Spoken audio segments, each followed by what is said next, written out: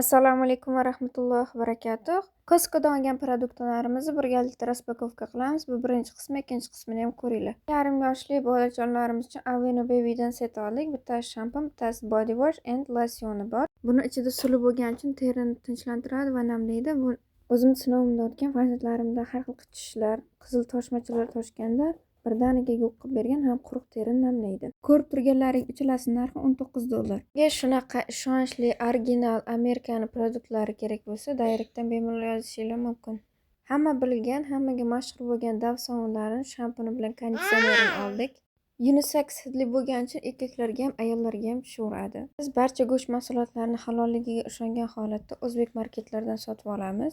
Ko'rib turgan lahm go'shtlarining narxi $26.34. Bilib turganlaringdek osh qilmoqchiman, gurucham sotib oldik. Buni ham o'zbek marketdan sotib oldik. 2 kilo lazer guruchning narxi $15.